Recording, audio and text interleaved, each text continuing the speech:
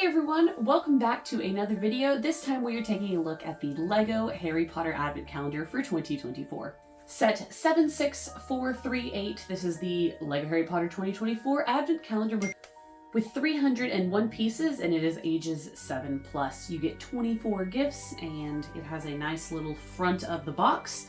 On the back, we get a look at what the fold-out flap is going to be, and it says compatible with 76435, which is actually the Great Hall, and I definitely would like to do a video coming up about these little advent gifts inside that set. I think would be really fun. This also does come with 2 collectible portraits, which is kind of interesting.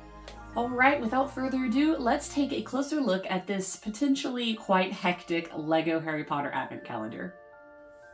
Okay, here is a closer look at pretty much all of the little advent gifts that you get for this year's calendar, and we do have this year a couple that actually are built together by over several days, which I do appreciate in order to achieve a larger build, but at the same time it's kind of confusing because it doesn't actually give you instructions. You have to look on the calendar box itself to see that these things connect. We will go into that a little bit further, but I do want to break these up in groups to kind of give you guys a better look at what we are checking out today.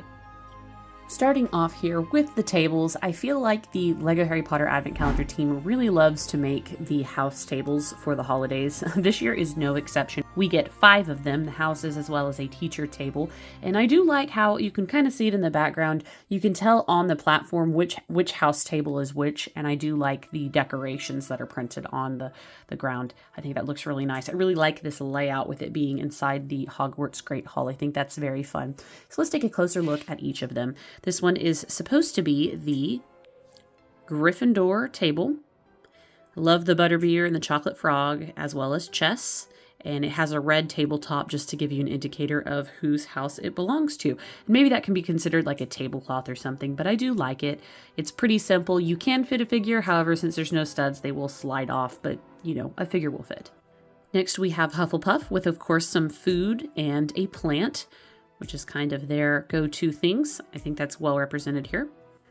And then we have the Ravenclaw table, which has a printing of Bertie Bott's beans, a cookie, a mug, as well as this book that doesn't stay in place, but it is looks like a herbology book, but that makes sense because Ravenclaws like to study. And then we have the Slytherin table with an acid pop and some goblets. I think that's relatively fitting. And here is, I assume, the teacher table, and it is done in purple, which is kind of interesting. And we have a blank plate and no other real decorations other than onto the side here. And that actually leads me to believe that one of the other builds that we will come across will actually house what goes on this table. And so we will address that once we get to it, but this was the first group with all the tables. Here I have some of the holiday decorations that are going to be around the Great Hall. So we have 2 Christmas trees, what looks like a Christmas tree base, as well as a thing of garland, I suppose. And this is what I'm talking about when one of the builds for the days is actually this, and then another one is building the tree itself. And it's this tree. This tree doesn't stand very good on its own. It's actually meant to go on here, and we're supposed to see a little Hogwarts Express going around the bottom of the tree. It is cute. I don't know how well it conveys. I always like when they include another little tree together because I think that just makes it look really nice. And then we have this little strip of garland with some stars and studs and fire, and this actually can join in with another piece that we will go down the line and get. So we do have already a combination of 2 pieces in this video. Here we have some other miscellaneous Christmas decorations. These are Christmas crackers, which I think convey actually pretty decent in Lego form. The only thing is at least for Americans, this is going to be something totally lost on little kids because we do not really do Christmas crackers here. This is more of like a UK, maybe Canadian, Australian thing. It's a fun concept. I like the idea of it, and I have seen them sold before. It's just not one of those big traditions that we have for Christmas time in America. So I can see little kids not really understanding what these are. Even parents might not understand what these are. So that's kind of the downside about these. I think the build for them is relatively good, although they are ginormous. Like, they are probably the size of a minifigure. Yeah, ginormous, but it is a fun little addition nonetheless. And then we get a Hedwig and a present. So the present can go under the tree, and this is the Hedwig flying in a parcel. And I think there's cookies inside. Let me see. Yeah, there's donuts inside, so that's fun. And so that's kind of just like a little miscellaneous thing. This wouldn't be Christmas at all if it didn't have the little Christmas present, because Hedwig always flies in parcels, you know. So anyways, but a good way to include this flying Hedwig, which is also always a really fun piece. And then this is a big ol' Christmas turkey. And I like the decorations on the side, and I believe that this is what goes on the teacher table. That would make sense to me right there. And that actually fills out that table pretty nicely. Okay, then we have some other Hogwarts structures, is kind of how I'm categorizing this. And the first one is the best one in my opinion. It is a fireplace, which we do see in the Great Hall. It comes with one of the portraits. I did get another one. I don't remember what day it came in, but it is one that I think I've gotten both of these before at this point. But I like how this one has a little bit more decoration printed on top. Anyways, you can change those out if you want, and this fireplace will actually connect with the garland, and I will show you that in just a moment. We have the Badger for Hufflepuff, and I don't particularly like these builds, honestly. I don't think they convey very well whatsoever, but here we are. And then we have the Ravenclaw, should be an eagle, but it's really a Ravenclaw raven, based on the movies. This one actually looks okay to me. We have a Slytherin snake. Can someone explain to me how this is a snake? I simply do not see it. I think this one's a really bad design, personally. And then we have the Gryffindor lion, and this lion is very similar to the Badger, and I just simply don't like them. I think they look not great. Too few pieces, perhaps. Strange choice of pieces, maybe, especially with the Badger tail. Takes away from the lion's mane, if you will. These actually do connect to another part that we will see that comes with each student, so we will address those again, but I did want to show you the garland on this guy. So according to the box, you're just meant to separate these pieces, and this build is so delicate, but you're basically just meant to separate the pieces and connect the garland like this. And I actually really like that. I think that looks a lot better than just the standalone garland. But you can have it standalone if you want. But that decorates the fireplace, and I think that that is really cute.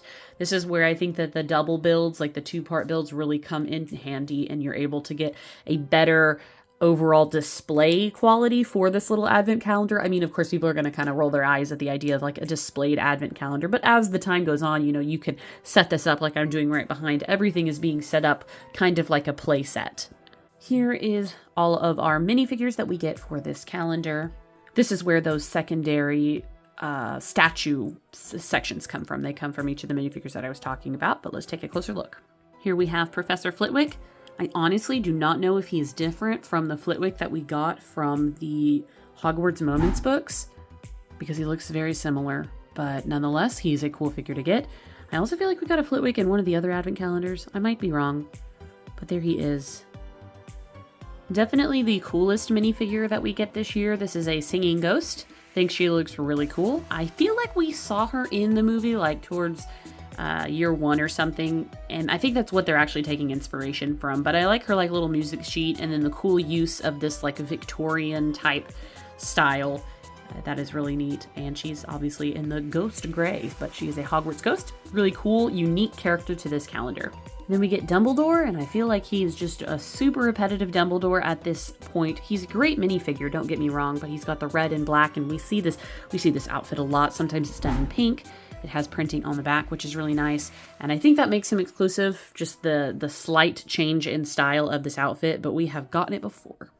Then we have Malfoy, and he is unique because he has that Slytherin scarf, which is really cool, and I think that these figures would be great if you added if you got one of the Hogwarts boxes, you get other kids in scarves that you could customize and make, and I think that if you add these characters in with the scarves, everything matches and looks great. He comes with a little tile for Slytherin, which we'll put on our statues in just a moment. Overall, fine. I mean, we get a lot of Malfoys. I would have liked to see a different character. Then we get a Cho Chang. Same thing with her Ravenclaw scarf and Ravenclaw plaque. Again, I'm really tired of Cho Chang. I didn't think she was a great character, and so I just wish that they would change it out. Maybe give us like a Terry Boot. I mean, it's between her and Luna Lovegood most of the time. I think I would have preferred a Luna in this instance because I think we have more Cho Changs than Lunas. Don't quote me on it, but there she is. This one is a good character swap, Susan Bones. We haven't gotten a little Susan Bones now in quite some time, and unfortunately her hair does cover her Hufflepuff scarf, but nonetheless I think it looks very nice, and this is a good change up of a character because we don't have very many Susan Boneses. And then of course Harry Potter, because could we have a Harry Potter advent calendar without Harry Potter himself? So here are the statues with the house plaques at the bottom. I don't particularly think that it does a whole lot to make these statues better, but nonetheless, there they are. And we have each of the students at each of their tables. And I think overall it makes a really nice final product design. Overall, I really think that I liked last year's more. This one is just a little bit too much. I'm excited to see how it does work in the Great Hall. As of now, I have not yet done that because I do want to save that for an actual video. I do appreciate some of the builds. The minifigures are okay this year. They're definitely not my favorite. This isn't my favorite Lego Harry Potter advent calendar, but it's not the worst one that we've gotten.